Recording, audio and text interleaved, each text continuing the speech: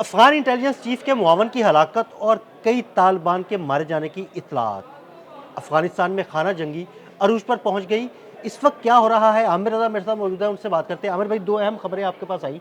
एक तो अफ़गानिस्तान के इंटेलिजेंस चीफ जो हैं उनके मुआवन की हलाकत है, कुछ तालिबान के मारे जाने की इत्तलात भी हैं। ये खाना जंगी किस तरफ जा रही है? देखिए, पिछले 2 माह से अदील भाई मैं यही बात कह रहा हूँ कि अफ़गानिस्तान में एक बड़ी खाना जंगी होने जा रही है और उसमें जो अहम तरीन पॉइंट ये है कि ये खाना जंगी जो है अब ड्रोन्स पर मुश्तमल हो गई है। यानी ड्रोन्स हमले करने शुरू हो गए हैं। एनआरएफ, नेशनल रेजिस्टेंस फ्रंट और तालिबान जो हैं एक दूसरे के ख़िलाफ़ ड्रोन्स का इस्तेमाल कर रहे हैं और इसी ड्रोन के इस्तेमाल से ही अफ़गान काबुल के अंदर जो अफ़गान इंटेलिजेंस चीफ़ हैं उनके जो मामन थे नुमान को इस तरह से समझे कि ये मामन थे, असिस्टेंट नहीं थे। यानी ये उसी लेवल के एक शख्स थे जिनको मुल्ला नुमान के नाम से जाना जाता था।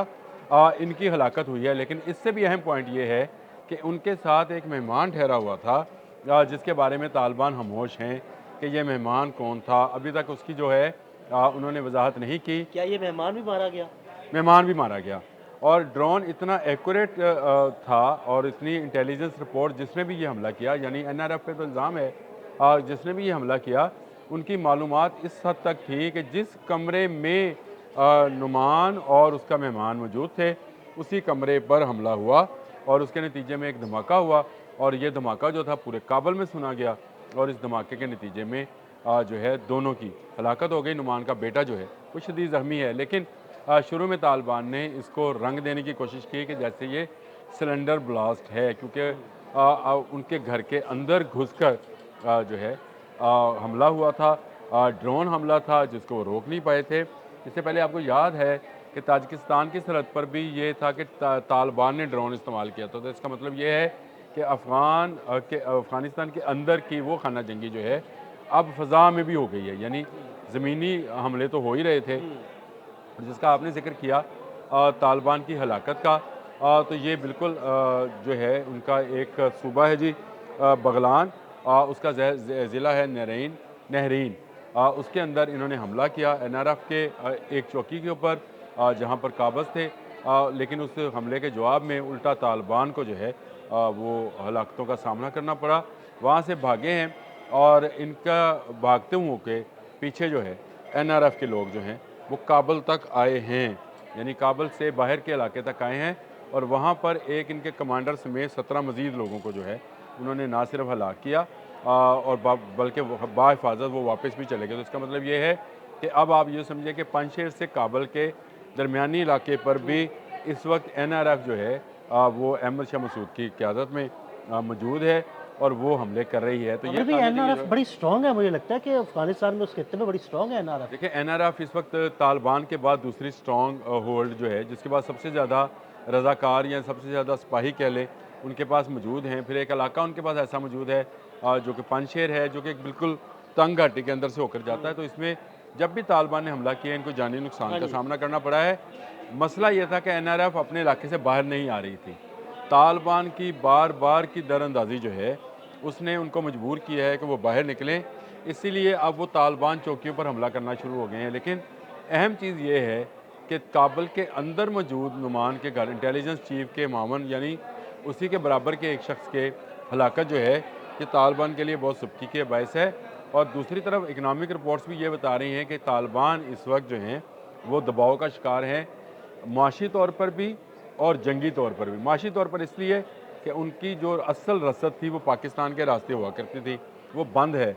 इस रसद के बंद होने से उनके बहुत सारी तजारत जो कि वो किया करते थे, जो लीगल तजारत है उसको भी ज़द पहुँची और जो इनलीगल तजारत थी, जो सरहदों से ये स्मगलिंग की सूरत में, असले की सूरत में और मनशियात की सूरत में करते थे, वो भी बंद है। ये बंद होने से इन पर मुआशी दबाव है और इसी चीज़ से वो असला ख़रीदा करते थे और दुश्मनों का मुकाबला किया अच्छा करते आमिर थे। भाई, मेरा एक सवाल है। आपने बात की कि एक मेहमान भी उस हमले में हलाक हो गया। मैं मतलब मेरा ये सवाल है कि क्या वो मेहमान किसी साज़िशी हमसाया मुल्क से अफ़गानिस्तान में पहुंचा साज़िशें करने के लिए? देखें, पहली बात तो ये है कि अफ़गानिस्तान इस वक्त जो है एक ऐसी मंडी है जहाँ पे पूरी दुनिया से दहशतगर्द जो हैं तरबियत लेने, असला लेने और ख़ुद कुछ बम्बार लेने पहुँचते हैं और तालिबान इनको प्रोटेक्ट करते हैं। मसलन इनका हमसाया मुल्क पाकिस्तान है, उसके जो दहशतगर्द हैं वो टीटीपी के नाम से ऑपरेट करते हैं और अफ़गानिस्तान के अंदर से ऑपरेट करते हैं। इसी तरह ताजिकिस्तान है, ताजिकिस्तान से जो दहशतगर्द तंजीमें आई वो भी अफ़गानिस्तान के अंदर से ऑपरेट करती हैं।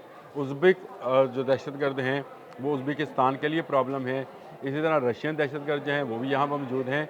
हत्ता के अरब ममालिक के जो दहशतगर्द कलाए यानी दाइश और अलकायदा जो है उनके भी तमाम के तमाम ग्रुप्स जो हैं अफ़गानिस्तान में मौजूद हैं। ये जो मेहमान मारा गया है ये किस ग्रुप से तल्लक रखता था?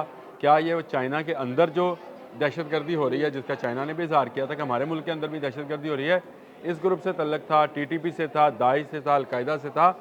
यही वजह है कि खामोश हैं तालिबान। वो बता नहीं रहे उस शख्स की शनाख्त जो मेहमान के तौर पर ठहरा हुआ था।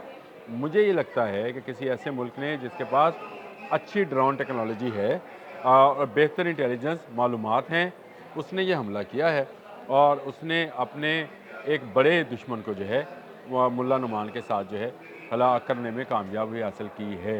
अब ये ईरान भी हो सकता है, ये चीन भी हो सकता है, ताजिकिस्तान, उज़्बेकिस्तान, कोई भी हो सकता है। देखिए आपने चारों तरफ तो जंग छेड़ ली, चारों तरफ से सरहदें जो हैं बंद हैं, लैंड लॉक आप हैं यानी समंदर आपके पास नहीं है, तजारत आपके साथ कोई कर नहीं रहा है और आपको दुनिया भर में दहशतगर्दी के लामो समझा जाता है। तो तालिबान के लिए मैं ये समझता हूँ कि इस वक्त एक मुश्किल सूरत हाल है और मुश्किल सूरत हाल जो है आहिस्ता आहिस्ता बिगड़ती चली जा रही है। जब आप मुआशी तौर पर कमज़ोर होते हैं अदील भाई, तो आपको आपका दुश्मन जो है वो आप पर हावी होना उसके लिए आसान हो जाता है। और पानशेर की वादी चूँकि आपको पता है कीमती पत्थरों से भरी पड़ी है, उनको दौलत की कमी नहीं है, वो स्मगलिंग नहीं है, वो लीगल तरीके से ट्रेड करते हैं। फिर उनके पास जो वादी है उसमें वो महफूज हैं, यानी किले की तरह की एक पहाड़ों के दरमियान में वादी मौजूद है और इसका एक रास्ता है जिसको बंद कर दिया तो समझिए आपका वादी में एंट्री बंद हो गई। लेकिन काबुल तो खुला है और काबुल के इर्द गिर्द का इलाका भी खुला है। तो अगर ये खुला है तो फिर इसका मतलब ये है कि तालिबान को आने वाले दिनों में यानी 2026 में आप ये तवक्को कर सकते हैं कि 2026 के पहले चंद माह में ही तालिबान हुकूमत का ख़ात्मा होने जा रहा है और उसकी जगह पर एक ऐसी फ़ोर्स वहाँ पर आएगी जो दुनिया के दूसरे ममालिक के साथ मिलकर ना सिर्फ अफ़गान ट्रेड को दोबारा से बहाल करेगी बल्कि अफ़गानिस्तान के लोगों की उमंगों के मुताबिक वहाँ पर एक हुकूमत बना दी जाएगी ताकि वो अपने फ़ैसले खुद कर सके। तालिबान ने असल ने अपने लिए खुद ही गड्ढा खोद लिया। उन्होंने भारत के साथ रवाबत बढ़ाए और इर्द गिर्द के ममालिक के साथ खराबी पैदा कर ली। अब भारत के साथ रवाबत पैदा हुए तो ईरान ने चाबहार की बंदरगाह जो है भारतीयों के लिए महदूद कर दी। अब वहाँ से भी तिजारत नहीं हो सकती, एयरलिफ्ट वो करवा नहीं सकते हैं। सारे का सारा अनाज जो है वो पाकिस्तान के रास्ते काबुल जाया करता था, अद्वियात जाती थी, खाद जाती थी और बहुत सारी अशिया ज़रूरिया जो थी वो वहीं पर पहुँचती थी लेकिन नहीं पहुँच रही। इसका मतलब यह है कि आने वाले दिनों में मज़ीद वहाँ पर जो है अनरेस्टनेस जो है वो शो होगी, लाकानूनीयत बढ़ेगी और इनके अंदर जो मौजूद दहशतगर्द गिरोह हैं ये भी आपस में दस्तो गिरोबां होंगे क्योंकि इनका कोई ऐसा जिसको कहते हैं कि अखलाकियात हैं वो नहीं है। यहाँ इनके लिए बंदे को मारना ही जो है वो समझते हैं कि काम है, वो इसी काम मकसद के लिए पैदा किए गए हैं और वो इसी मकसद के लिए वो ये नहीं देखते कि दोस्त है दुश्मन है, उनके मफादात जहाँ पर जुड़े होते हैं वो उस तरफ चल पड़ते हैं। अब जब असला नहीं मिलेगा, जब उनको अनाज नहीं मिलेगा, अद्वियात नहीं मिलेंगी तो ये एक दूसरे से चीना चपटी शुरू होगी। मैं समझता हूँ ऐसे माहौल में अच्छे हालात बनते चले जा रहे हैं, ख़ासकर NRF के लिए जो कि एक इत्तेहाद है। मैं आपको नेशनल रेजिस्टेंस फ्रंट जो है ये सिर्फ एक पार्टी नहीं है, ये 5-6 ग्रोहों का एक इत्तेहाद है, इसलिए ये बहुत मजबूत हो गए हैं। इसलिए मजबूत हुए कि इनके पास इस वक्त रज़ाकारों की एक बड़ी फ़ोर्स मौजूद है जिसको कोई भी मुल्क जो है अपने मफादात के हवाले से इस्तेमाल कर सकता है। ना रशिया कर सकता है, चीन कर सकता है, ईरान कर सकता है, ताजिकिस्तान, उज़्बेकिस्तान, आप नाम लें, कोई भी मुल्क इनको इस्तेमाल करके काबुल पर एक मुस्तहकम हुकूमत जो है कायम की जा सकती है। तो तालिबान के दिन गिने जा चुके, चंद माह की बात है, तालिबान काबुल में नहीं रहेंगे। बहुत शुक्रिया आमिर रज़ा जी। बिल्कुल, आमिर रज़ा ने बड़ी तफसील के साथ अफ़गानिस्तान में होने वाली खाना जंगी की सूरत हाल पर रोशनी डाली। अदील अहमद और आमिर रज़ा को इजाज़त दीजिएगा। अल्लाह हाफ़िज़।